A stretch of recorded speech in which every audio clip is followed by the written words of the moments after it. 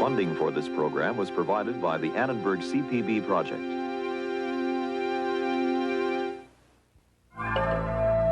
Warriors, athletes, artists and colonialists, sailors and pirates, traders and philosophers, the ancient Greeks never ceased to make creative trouble for themselves, and in their talent for creation and destruction, we recognize ourselves. The rise of Greek civilization, this time on the Western tradition.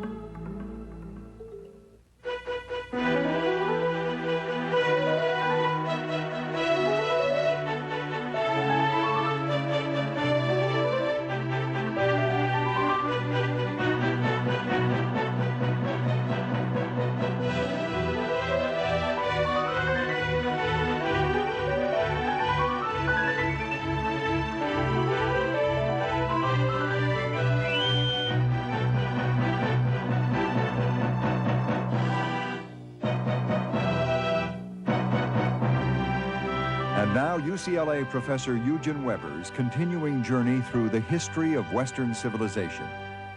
The Western tradition really begins with the Greeks.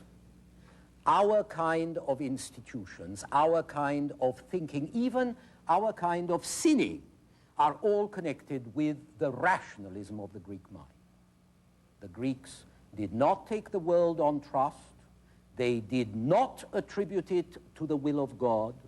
They did not abandon themselves to fate. Instead, they asked questions and came up with answers.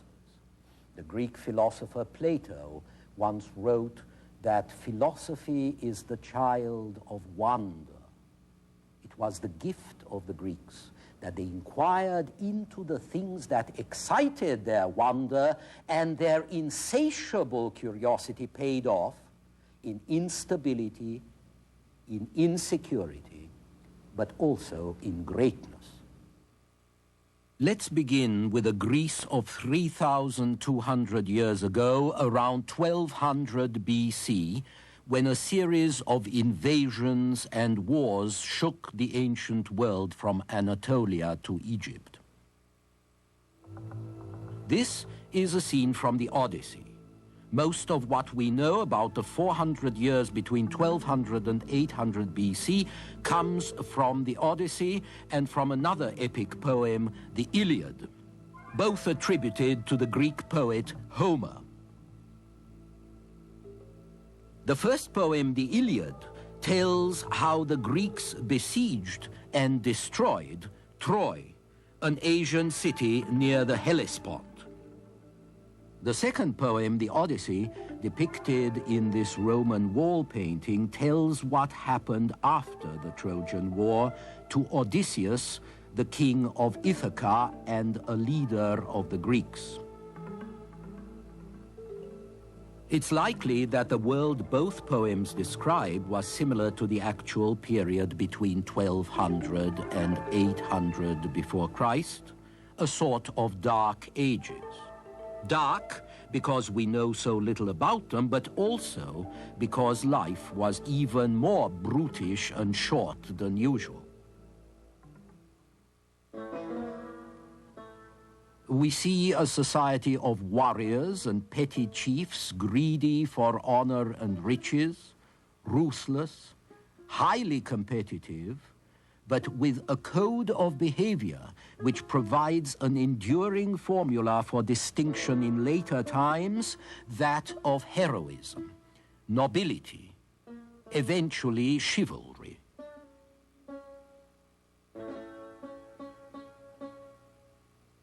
By the 8th century BC, the heroic quest for glory had been ritualized by the Greeks in great competitive games.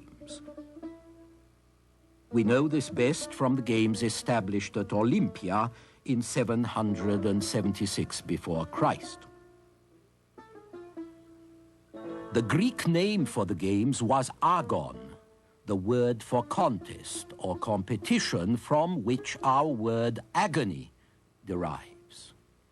The honor you strove for was so high that neither agony nor even life were too high a price to pay for winning. On the other hand, the Greek athletes were realistic as well as materialistic.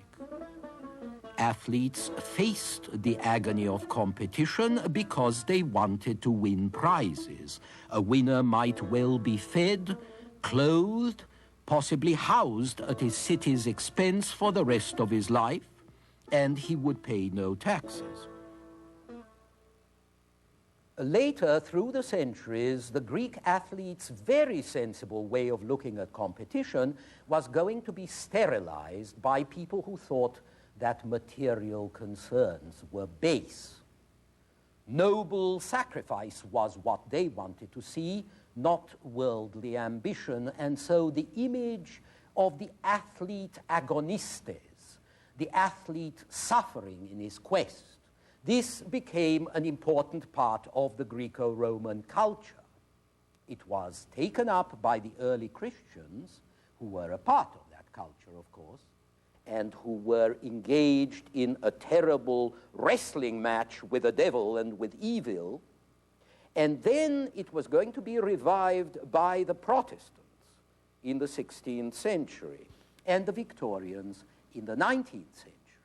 And it's still with us today, as you can see in the disapproval of modern fans when they discover that their heroes are business people as much as they are athletes. The heroic values that the Iliad and the Odyssey expressed have come down to our own day nearly 3,000 years later. But that doesn't mean the Homeric hero is anything like the medieval knight, say, who blunders into battle for honor's sake. The Homeric hero may be noble, but he is also shrewd. Odysseus, whom you see here as he blinds the monster Cyclops, Odysseus is not just a good sailor and a fine athlete, he's also quick-witted and crafty, a master of deceit and artful tales, as the Greek goddess Athena tells him more in praise than blame. Athena compares Odysseus to herself, saying, "You are far the best of all mortals in counsel and speech, and I am celebrated among all gods in craft and cunning," which tells you something not only about Greek heroes, but also about Greek religion. Their gods like Pluto and Persephone here may have been supernatural and superhuman, but they were otherwise like men and women with human physiology and human passions.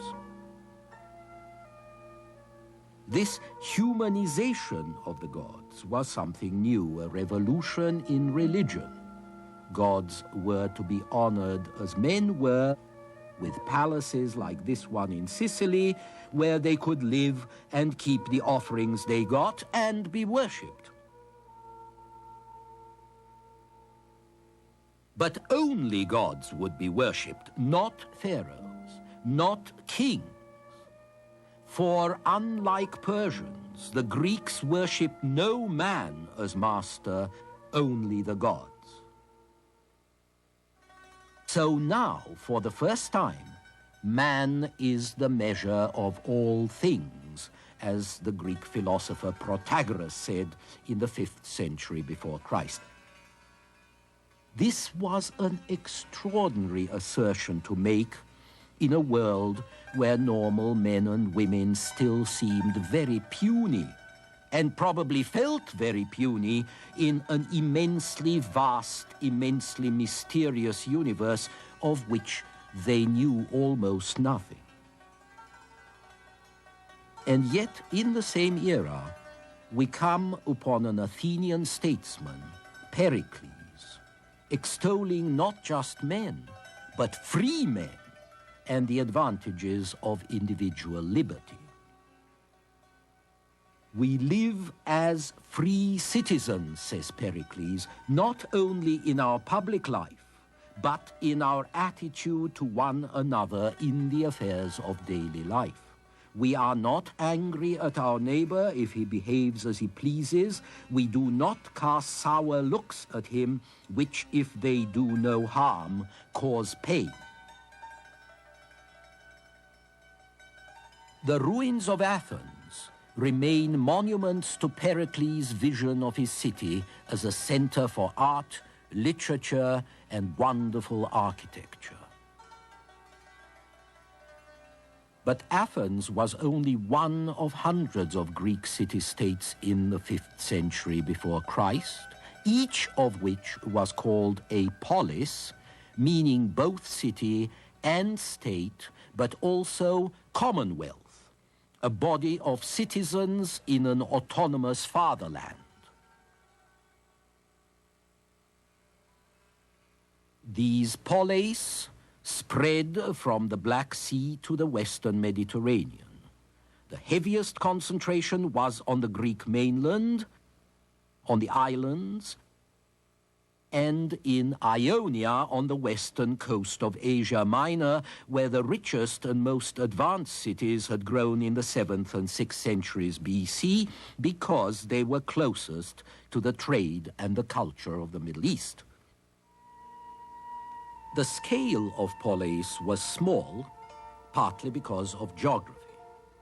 Greece, Ionia, and the islands are checkerboards of mountains, valleys, and small plains, which tends to make for isolated settlements that have easier access to the surrounding sea than to one another. So the sea became the Greek highway par excellence. It was on the sea that Greeks sailed, traded, raided, pirated. But polis, like Selinus, the ruins of which we see here, were also small because the Greeks thought they should be small. Plato thought the ideal city should have 5,000 citizens, which really meant a population of 20,000 or so, not counting a few resident aliens. Women, foreigners, and slaves, of course, had no civic rights in ancient Greece, but then that was true of most of the world until the 19th century. As it turned out, some polis were very tiny, and only 3 in the 5th century BC had more than 20,000 citizens, that is about 100,000, Athens foremost among them. But whatever its size, each Greek polis had its own personality, laws, patriotism, and at the same time each shared in the common pride of being Hellenes, part of the world of Hellas, which is not a nation or a race, but a cultural community and a very powerful concept.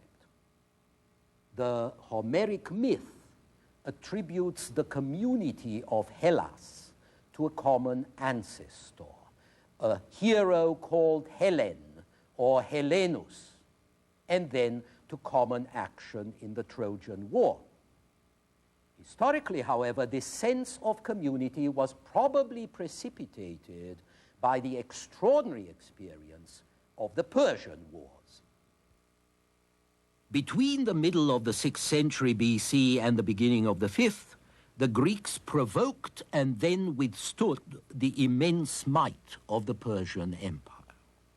They defeated the Persians not once, but several times, most notably at Marathon in 490 BC, at Salamis in 480, and finally at Plataea in the following year.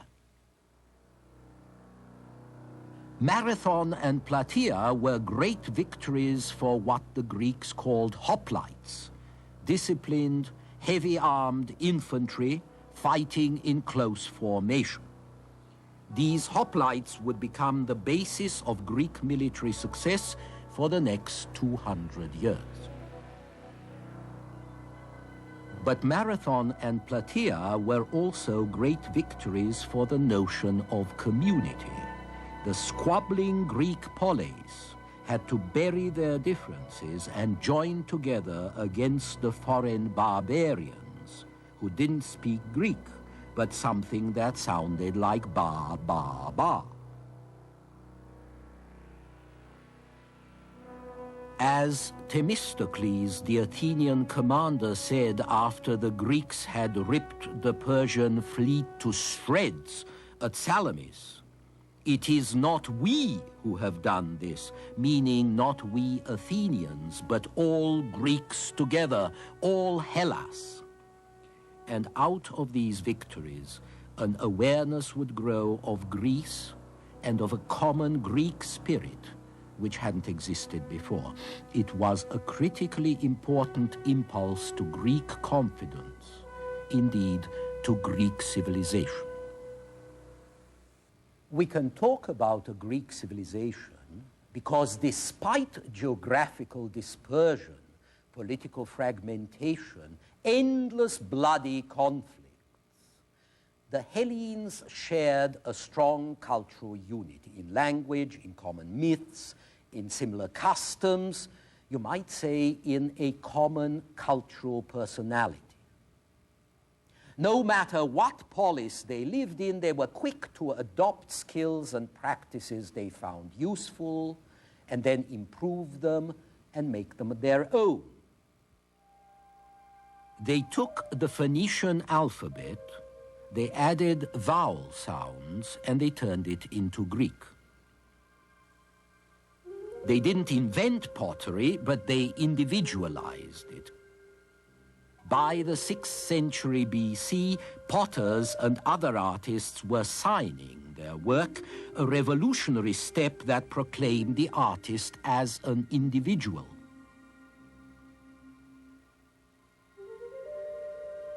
They copied the freestanding statue from Egypt, but they liberated and they humanized its form, and they painted it, which made it more lively.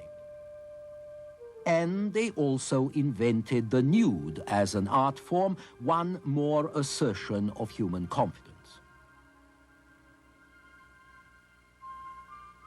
By the 5th century BC, the Greek cultural personality had affirmed itself in a very grand enterprise indeed, the Acropolis, the hilltop citadel of Athens. In 480 BC, the Persians had burnt Athens, and although the city was quickly reoccupied and patched up, it continued to look a mess for the next 30 years, until, that is, Pericles decided to rebuild the Acropolis, which became the seat of the gods, with a great new temple, the Parthenon.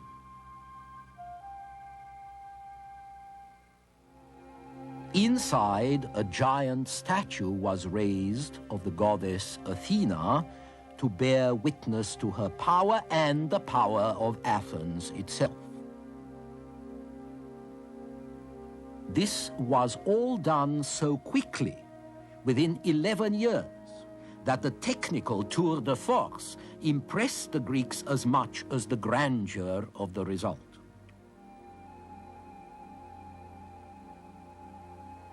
The man who made this frieze was the Parthenon's artistic director, Phidias, considered one of the great sculptors of antiquity. We have some of his great works, and we have the work of other sculptors done in the Phidias style.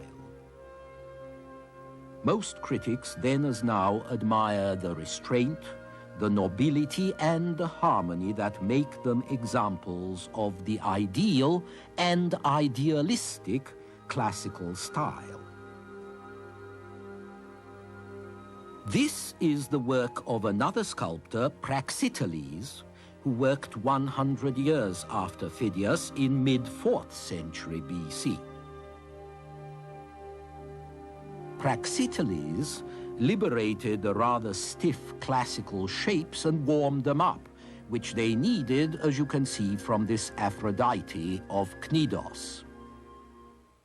The Greeks had come a long way since the heroic age of Homer, not only in art and culture, but also in politics, a word, of course, derived from polis. By the end of the 6th century before Christ, most of the polis had cast off the rule of kings and princes and tried a variety of governments. There was tyranny, a kind of constitutional dictatorship, not necessarily unpopular. There was aristocracy, the rule of the best, or the best born, and oligarchy, the rule of the few, and democracy, the rule of the demos, the people, the crowd, or there was some combination of these, as in the Athens of Pericles. In Athens, all citizens had equal rights, but, as Pericles wrote in the 5th century before Christ, when a man is distinguished in any way, he is more highly honored in public life, not as a matter of privilege, but as a recognition of merit. On the other hand, anyone who can do the city good is not debarred by poverty or by the obscurity of his position. Pericles isn't meant to be taken literally, of course. Aristocracy wasn't really the rule of the best men, but rather of a few leaders drawn from old, wealthy families. And democracy wasn't really the rule of all the people, but only a few thousand free-born men. Still, a poor Athenian like Demosthenes could become a political leader in the 4th century BC, and we can see in his success that even an ideal can define values and encourage aspirations which in turn can affect and change society.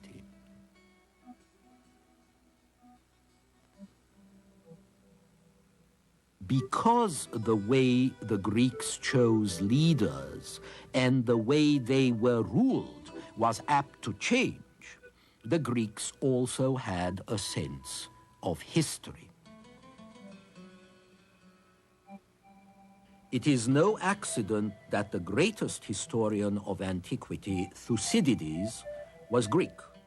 History is about men, women, institutions changing in time and space, and Thucydides saw change all around him in the 5th century BC. Unlike the Egyptians, who were so impressed by continuities and long chronologies, unlike the Mesopotamians, who were so impressed by supernaturally induced catastrophes, Thucydides was more interested in the discernible motives of men's actions. He attributed decisions and actions and outcomes to objective factors like culture and economics, instead of supernatural intervention. Of course, most Greeks were not as objective. They were mostly peasants, small farmholders, craftsmen, artisans, often rooted in custom, superstition, and narrow localism. But the Persian invasions of the 6th century BC and the great national struggle against the Persian Empire in the 5th century brought the first inkling that perhaps it was better to die than to be a slave, that it might make sense to face death not just for your own home, but, incredible as it sounds, for other people's homes, even for the homes of those wretched people in the next village. That a common humanity or a common Hellenism might be more important than your own local customs and prejudices. There were also greater men who seemed even more important, the men that everybody was talking about. There was Themistocles, who commanded the Athenian fleet in the great victory over the Persians at Salamis in 480 BC, the victory that saved Greece. There was Aristides the Just, a contemporary of Themistocles, who administered the finances of Athens and the finances of its allies so honestly. There was Miltiades, the hero of Marathon, and Hecataeus of Miletus, who made a picture of the earth showing all the countries and the cities and the rivers, and Pythagoras, the wise teacher who discovered so much about numbers and about the wickedness of the world. What was it about these men that made them so different from the farmers who met in the agora on market day? It was Sophia, wisdom. It was arete, virtue. These famous men were not so much stronger or bigger or richer or better born. They were just wiser, and that is why they were better men. But if that were true, wasn't it possible for others to become wise like them? Couldn't even a peasant learn? There were a lot of Greeks who thought this might be possible. And from that kind of thinking, there evolved a way of looking at the world that helped to shape the future course of Western culture. And we shall see this in our next program.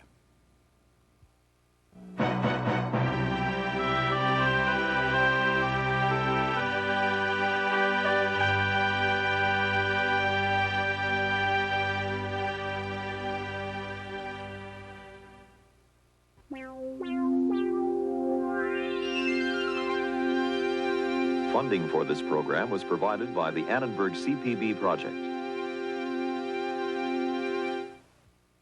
For information about the Western Tradition television course, transcripts, pre-recorded videocassettes, off-air taping, or related books based on the television series, viewers should call the Annenberg CPB Project's 1-800-LEARNER telephone number or write to the Annenberg CPB Project, Washington, D.C. 20036. This is PBS.